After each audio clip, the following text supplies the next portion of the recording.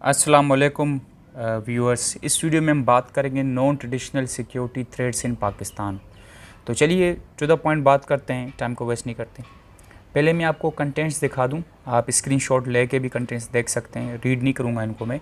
Traditional security threats, non traditional security threats, NTS और इसके characteristics, impact, causes, मतलब सारा टॉपिक जो है इसको कवर करेंगे। लेकिन सबसे अच्छी बात यह है कि इस स्लाइड्स में आपको रेफरेंसेस दिए जाएंगे, मतलब जो भी बात आपको बताई जाएगी उसकी वेबसाइट या उसका सोर्स ज़रूर आपको बताया जाएगा, तो रेफरेंसेस भी आपको मिलेंगी इंशाल्लाह। तो ट्रेडिशनल सिक्योरिटी थ्रेट्स क्या हैं? देखें, ट्रेडिशनल वर्ड का मतलब है कन्वेंशनल या नॉर्मल या आम। सिक्योरिटी तो आपको पता है, जब हम फ्री ऑफ डेंजर हों, तो हम कहेंगे कि हमारी सिक्योरिटी अच्छी है। थ्रेट्स वर्ड का मतलब है डेंजर, ठीक है। तो मतलब सिक्योरिटी अगर हमारी डेंजर में आ जाए और वो भी नॉर्मल वे में, तो इसको हम कहेंगे ट्रेडिशनल सिक्योरिटी थ्रेट्स। मतलब ये कोल्ड वॉर से जो पहले जिस भी कंट्री को मतलब कोई थ्रेट आता था या कोई डेंजर आता था दूसरे कंट्री से, तो उसको ट्रेडिशनल सिक्योरिटी थ्रेट्स हम कहते हैं। फॉर एग्जांपल, जो रशिया, अगर आप दो कंट्रीज़ ले लें, रशिया और जर्मनी, तो कोल्ड वॉर से पहले अगर रशिया को जर्मनी की मिलिट्री से मसला होता था तो उसको हम ट्रेडिशनल सिक्योरिटी थ्रेट्स कहते हैं। मतलब अगर जर्मनी की आर्मी बहुत ही बड़ी हो जाए, उसकी मिलिट्री बहुत ही बड़ी हो जाए और रशिया की सिक्योरिटी ख़तरे में आ जाए, रशिया को ऐसा फील हो कि अब मेरी सिक्योरिटी में, मतलब अब मैं थ्रेट आ रहा है मुझे जर्मनी से, तो इसको हम कहेंगे ट्रेडिशनल सिक्योरिटी थ्रेट्स, जो कोल्ड वॉर से पहले होता था। अमूमन यही मतलब स्टेट्स को जो है ना वो थ्रेट होता था किसी भी स्टेट से। तो इसका जो सबसे फेमस एग्जांपल है वो है मिलिट्री का, और उसके बाद अलायंसेस हैं। मतलब अलायंसेस जर्मनी और फ्रांस फॉर एग्जांपल अगर आपस में जुड़ के रशिया के ख़िलाफ़ हो जाएं, तो रशिया को अब थ्रेट होगा उनकी अलायंसेस से। और सिमिलरली बैलेंस ऑफ पावर से, balance of power international relations का टर्म है, तो इसको वहाँ पे डिफाइन करेंगे इंशाल्लाह जब उसकी सीरीज़ हमने स्टार्ट की। तो बैकग्राउंड दे दूं मैं आपको एनटीएस का या नॉन ट्रेडिशनल सिक्योरिटी थ्रेट्स का। देखें, नॉन ट्रेडिशनल सिक्योरिटी थ्रेट्स जो है वो जब इंसान ज़ात पैदा हुआ है उस टाइम से, लेकिन इसको डिस्कस जो है वो कोल्ड वॉर के बाद किया गया।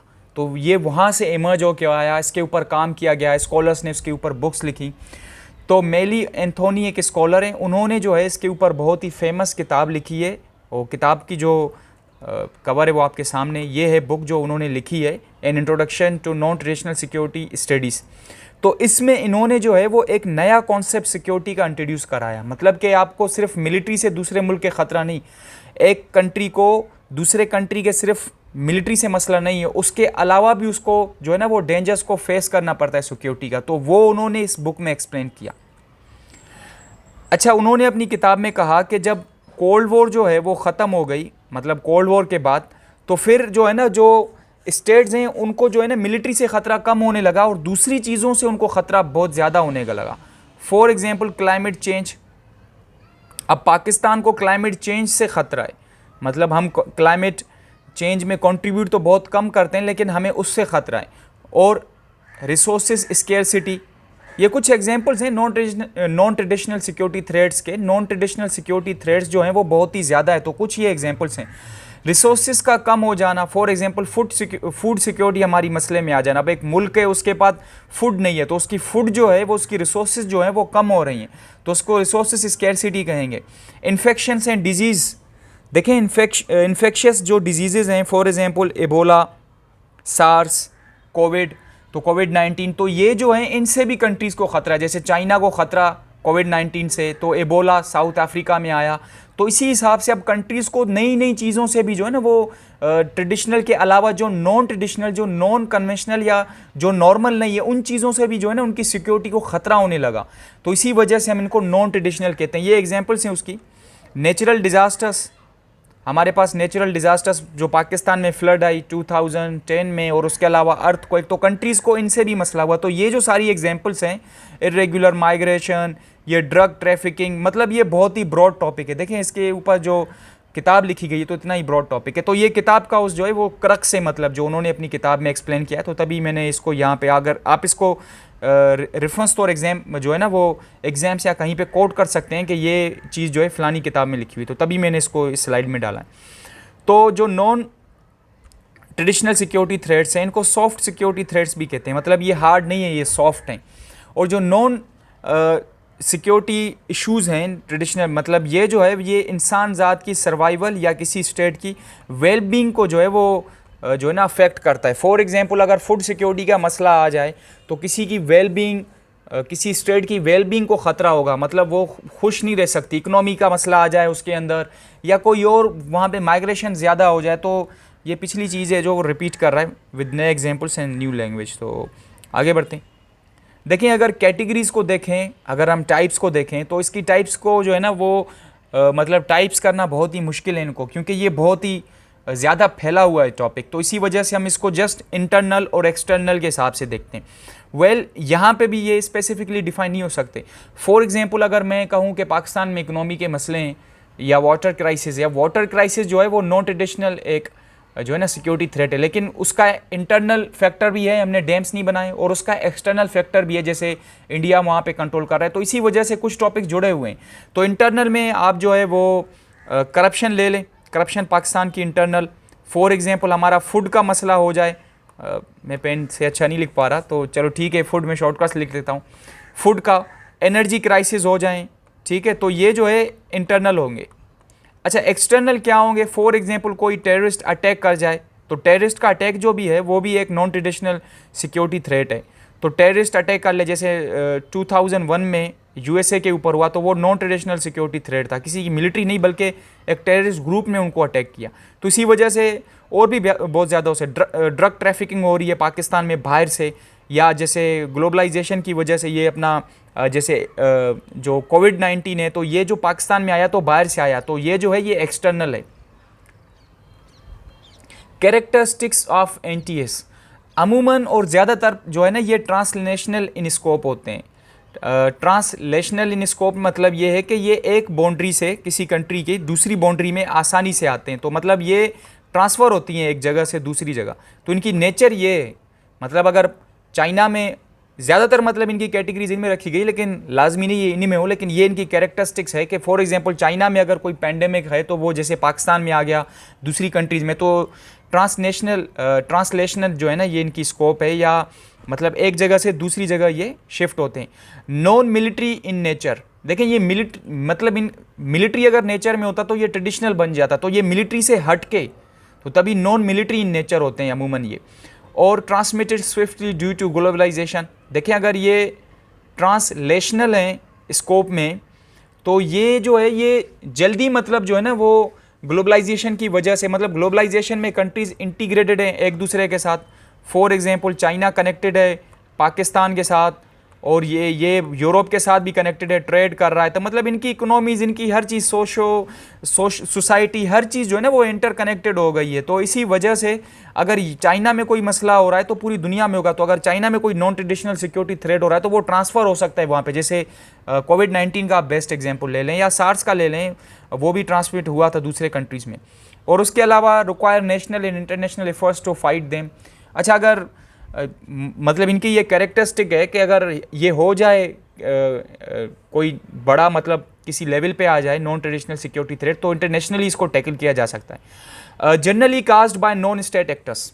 नॉन स्टेट एक्टर्स वो होते हैं स्टेट के अलावा, देखें अगर स्टेट हो तो एक्टर माना कोई काम करे, कोई एक्टिव हो, तो नॉन स्टेट उनको कहते हैं जो स्टेट के अलावा हों। तो मोस्टली ये नॉन स्टेट जैसे आम इंसान हैं, टेररिस्ट ग्रुप्स हैं, तो वो स्टेट नहीं है, ठीक है। जैसे मल्टीनेशनल कंपनीज़ हैं तो वो उनका जो धुआं निकलता है उसकी वजह से ग्लोबल वार्मिंग या ये चीज़ें हो रही हैं, तो ये अमूमन नॉन स्टेट एक्टर्स की वजह से होती हैं। अब नॉन ट्रेडिशनल सिक्योरिटी थ्रेट्स इन पाकिस्तान, तो पाकिस्तान में कौन से, देखें पहले डिजीज़ एंड पेंडेमिक्स को जो है वो डिस्कस करते हैं। डिजीज़ एंड पेंडेमिक्स, तो डिजीज़ एंड पेंडेमिक्स में आप HIV देख सकते हैं। HIV पाकिस्तान में फैला था, मतलब अभी कुछ ही कुछ ही महीने पहले, लास्ट समर में अगर आप देख लें तो 1000 पीपल जो हैं वो अफेक्ट हुए हैं HIV की वजह से। तो ये एक नॉन ट्रेडिशनल सिक्योरिटी थ्रेट है पाकिस्तान की कंट्री को, कि उसका जो हेल्थ का जो सेक्टर है, मतलब वहाँ पे लोगों की सिक्योरिटी वेलबींग में मसला आ रहा है। तो ये HIV एक एग्जांपल है। कोविड-19, आज मैं ये लेक्चर बना रहा हूँ, आज तकरीबन 3 लाख लोग जो है वो कोविड-19 से जो है ना वो इफ़ेक्ट हुए हैं, और उसके अलावा 6200 डेथ्स हुई हैं तो कोविड-19 की वजह से। तो ये मतलब डिजीज़ इन पेंडेमिक्स, तो इसमें बहुत ज़्यादा हो सकता है, मलेरिया हो सकता है। तो ये कुछ एग्जांपल्स हैं टॉपिक को मतलब चलाने के लिए, इससे ज़्यादा भी हो सकता है, डिजीज़ तो बहुत ज़्यादा हैं। और उसके अलावा करप्शन, पीछे कहाँ जा रहे हैं, हाँ करप्शन, देखें करप्शन भी नॉन ट्रेडिशनल सिक्योरिटी थ्रेट में आता है। और करप्शन जो है पाकिस्तान को, क्योंकि हम पाकिस्तान को डिस्कस कर रहे हैं तो पाकिस्तान को ही हम नज़र में रखेंगे। अगर हम ट्रांसपेरेंसी इंटरनेशनल की रिपोर्ट को देखें तो पाकिस्तान जो है वो 180 मुल्क में से 117 नंबर पे, मतलब 117 नंबर पे, अगर हम ट्रांसपेरेंसी इंटरनेशनल करप्शन की 2017 की अगर करप्शन इंडेक्स मतलब उनकी जो रिपोर्ट है 2017 में उसको देखें तो 180 में से 117 नंबर पे। तो मतलब पाकिस्तान को जो है वो नॉन ट्रेडिशनल सिक्योरिटी थ्रेट्स में से करप्शन है तो उसका भी थ्रेट है पाकिस्तान को। चले आगे बढ़ते हैं, ये तो सेल्फ एक्सप्लेनेटरी टॉपिक है।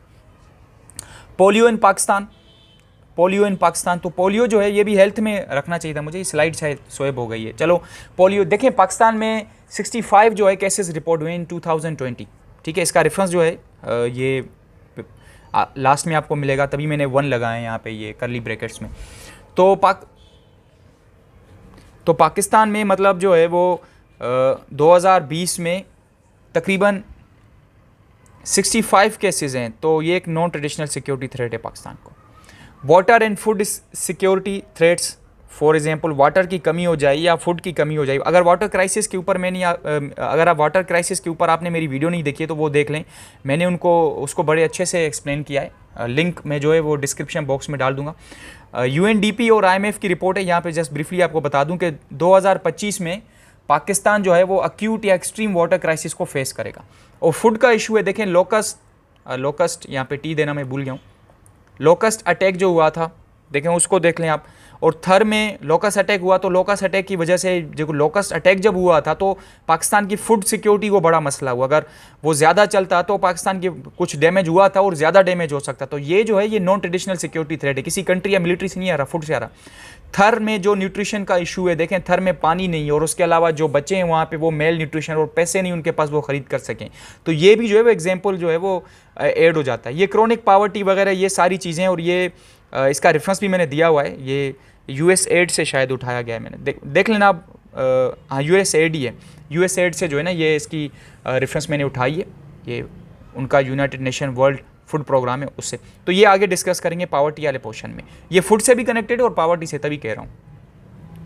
देखें इकोनॉमिक इशूज़ या इकोनॉमिक वॉज, ये भी नॉन ट्रेडिशनल सिक्योरिटी जो है ना वो थ्रेट है। अच्छा, इकोनॉमिक क्राइसिस को मैंने अपनी वीडियो में डिफ़ाइन की है, आप वो वीडियो भी देख लें। तो इकोनॉमिक क्राइसिस इन पाकिस्तान के मैंने 16 कॉजेज़ उसमें बताएं, तो वो वीडियो भी आप देख सकते हैं, लिंक मैंने डिस्क्रिप्शन बॉक्स में डाल दिया। इसको कंटिन्यू करेंगे, इकोनॉमिक क्राइसिस को अगर आप देख लेंगे तो आपको ये यहाँ पे ये पोर्शन समझ में आ जाएगा। तो इसको हम कंटिन्यू करेंगे नेक्स्ट वीडियो में। तब तक के लिए अपना ख्याल रखिएगा। अल्लाह हाफ़िज़। पाकिस्तान जिंदाबाद।